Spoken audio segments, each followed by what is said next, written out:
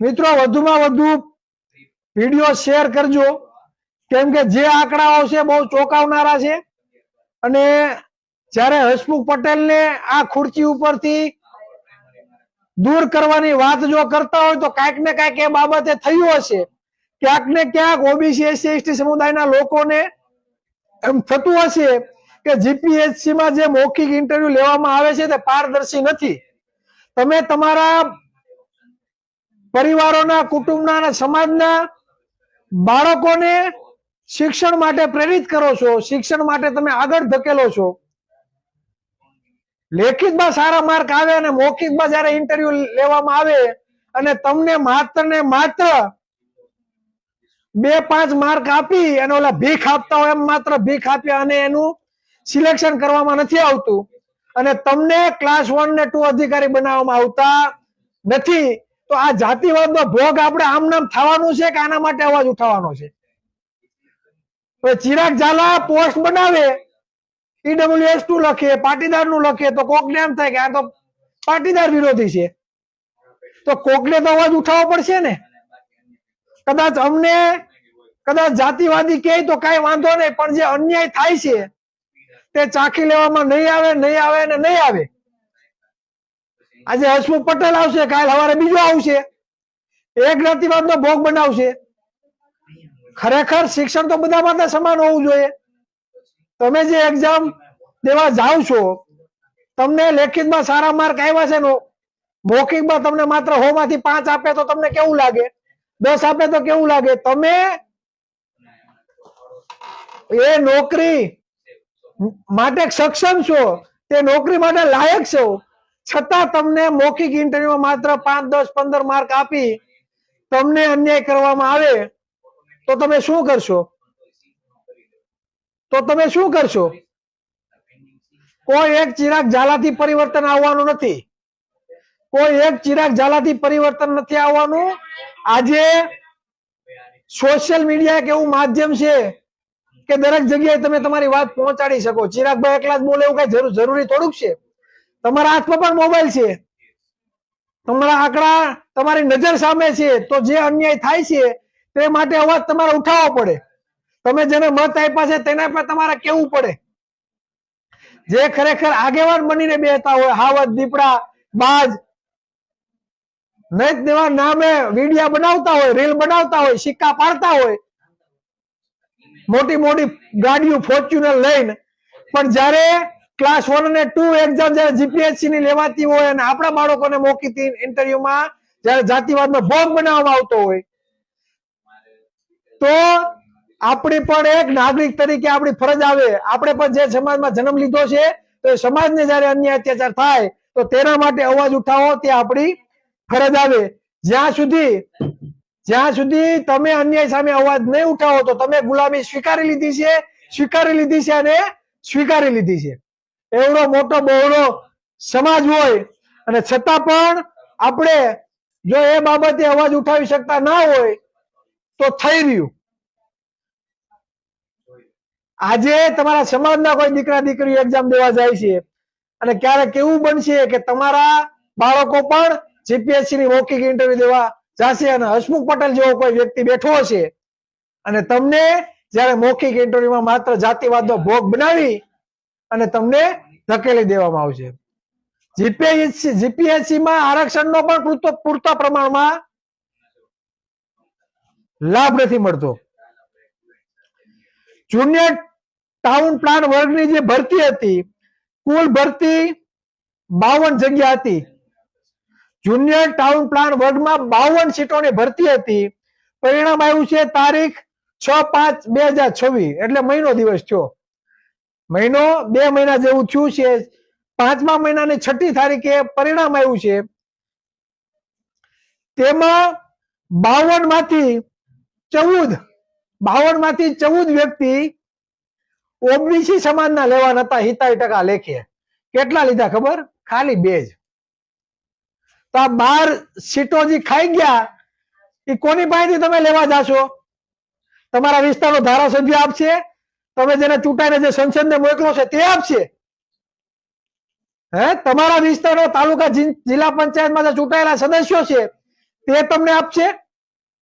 આ તમને ક્યાંથી આ મળશે? સત્તામાંથી. 52 સીટમાંથી 14 સીટો તમારા ભાગમાં આવતી હતી, માત્ર 2 સીટો આપવામાં આવી. એસી સમાજની 60% લેખે તેની અનામતની 4 સીટો આવતી હતી, એને પણ આપી માત્ર 2. હવે જવા દો, જ્યારે તમે ઈડબ્લ્યુએસ ની વાત કરો 10% ઈડબ્લ્યુએસ આવે છે, 52% લેખે તેના ભાગમાં માત્ર 52 સીટોમાં 10% લેખે એના ભાગમાં માત્ર 5 સીટો આવતી હતી. કેટલી સીટો લીધી? 6. 1 સીટ વધારે લીધી. 1 સીટ વધારે લીધી. ચાલો 1 સીટ વધારે લીધી એને કઈ વાંધો નથી, પણ લેખિતમાં જે પાટીદાર સમાજનો જે ઉમેદવાર હતો, જેને લેખિતમાં 19.84 ગુણ આવેલા છે, લેખિતમાં 19.84 ગુણ આવેલા છે, તેને ઇન્ટરવ્યુમાં, મૌખિક ઇન્ટરવ્યુમાં કેટલા આપ્યા ખબર? 45 ગુણ. જેને 19.84 માત્ર લેખિતમાં ગુણ આવેલા છે, એને કેટલા ગુણ આપ્યા? 45. જ્યારે લેખિતમાં ઓબીસી સમાજના વ્યક્તિને 33.21 ગુણ આવેલા લેખિતમાં, તો એને ઓબીસી ના ઇન્ટરવ્યુ આ વ્યક્તિને માત્ર 5 ગુણ આપ્યા લેખિતમાં. કેટલા? 5. હવે લેખિતમાં બીજા નંબરે છે આ ઓબીસી નો વ્યક્તિ. કેટલા નંબરે? બીજા નંબરે આ વ્યક્તિ છે. લેખિતમાં 33.21 ગુણ આવેલા છે, એને માત્ર ઇન્ટરવ્યુમાં 5 ગુણ આવેલા છે. હવે હર્ષમુખભાઈ પટેલને પૂછવો જોઈએ, જેને 19 લેખિતમાં આવેલા છે ગુણ, એને 45 ગુણ મૌખિકમાં. એટલે માસીનો દીકરો થતો હતો, ફઈનો દીકરો થતો હતો, કે પોતાનો સમાજનો દીકરો થતો હતો, એટલે એને ગુણ આપેલા છે. કે સગા સંબંધી થતા હતા, કે બીજો કઈ વહીવટ કરેલો છે? તર્ક તો બધા થાય. તમે આ રીતે જ્ઞાતિવાદ તમે કરો, બરાબર, તો તર્ક તો બધા થવાના છે. અને લેખિતમાં જેને 33.21 ગુણ આવેલા, બરાબર, એને ઇન્ટરવ્યુમાં માત્ર 5 ગુણ આપ્યા. વાહ ભાઈ હસમુખ પટેલ. માલધારી સમાજ, રબારી સમાજમાંથી જેને લેખિતમાં 33.84 ગુણ આવેલા, આ પણ લેખિતમાં બીજા નંબરે છે. રબારી સમાજનો ઉમેદવાર બીજા નંબરે લેખિતમાં છે, 33.84 ગુણ, અને એને મેરિટમાં 20મા સ્થાને. બરાબર. એટલે આ પ્લાનિંગ હાલે છે. અને જોવાની ખૂબી કે જુનિયર ટાઉન પ્લાનમાં પાસ થયેલા જનરલ કેટેગરીના 28 માંથી 18 પટેલ ઉમેદવાર છે. કેટલા? 28 જનરલ માંથી 18 ઉમેદવાર તો પાટીદાર સમાજમાંથી છે. વિચાર કરો, 52 કુલ જગ્યાઓ, એમાંથી 18 પટેલ ઉમેદવારો છે પાસ થયેલા. અને ઈડબ્લ્યુએસ માંથી ઓપન મેરિટમાં પાસ થયેલા 4 માંથી 4 ઉમેદવાર પાટીદાર સમાજના. જનરલ માંથી તો આવેલા જ, બરાબર, પણ ઈડબ્લ્યુએસ ના જે 4 ઉમેદવારો માંથી 4 ઉમેદવારો બધા પાટીદાર સમાજના. બીજ અધિકારીના પાસ થયેલા ઈડબ્લ્યુએસ ના 15 ઉમેદવારોમાંથી 11 ઉમેદવાર પાટીદાર સમાજના. બીજ અધિકારીના પાસ થયેલા ઈડબ્લ્યુએસ ના 15 માંથી 11 ઉમેદવાર પટેલ. બરોબર. એટલે આવું છે. એટલે હસમુખ પટેલના કાર્યકાળમાં જીપીએસસી જનરલ આયોગને પટેલ આયોગ આવું નામ આપીએ તો પણ કઈ ખોટું નથી. એટલે હસમુખ પટેલ વિરુદ્ધ નવગઢજી ઠાકોરે પણ મોરચો ખોલ્યો છે, અને રબારી સમાજના પણ આગેવાનોએ મોરચો ખોલેલો છે. ત્યારબાદ અમારા બીસી રાઠોડ સાહેબ હોય, જયેશ વરિયા, કૌશિકભાઈ પરમાર, બીજા ઓબીસી એસસી સમાજના ઘણા બધા આગેવાનો છે. ભીમ આર્મી સંગઠન પણ આ બાબતે મેદાનમાં છે. તો આ એટલી નોકરીઓ, આ તો ઘણા આંકડાઓ છે અત્યાર સુધીની જેટલી પણ ભરતીઓ થઈ રહી છે એમાં બધે આમાં રોલમ રોલ આવે તો 70% લે કે ભરતી નથી થતી. અને બીજી બાજુ આરક્ષણ હટાવવાના બણગામો મારે છે. વસ્તી પ્રમાણે તો તમે વસ્તી કરતા વધારે તમે નોકરીઓ લઈ જાવ છો, તો આરક્ષણ જાય છે ક્યાં? હે, આરક્ષણ જાય છે ક્યાં? એ પેલા તમે આરક્ષણ હટાવવાની વાતો કરો છો. કહેવાનો મતલબ એ છે કે જ્યાં જાતિવાદ થાય છે, અન્યાય સામે તમે અવાજ નહીં ઉઠાવો તો ઉઠાવશે કોણ? ચાલો હું પણ બેઠો રહું કે હસમુખ પટેલ વિરુદ્ધ અવાજ નથી ઉઠાવો. આ સૌથી વધારે પાટીદારના યુવાનો લાગ્યા છે, જે પાટીદારના યુવાનો છે ઈડબ્લ્યુએસ માં આવે છે અને સૌથી વધારે માર્ક આપે છે મૌખિકમાં, આપણાને ઓછા આપે છે.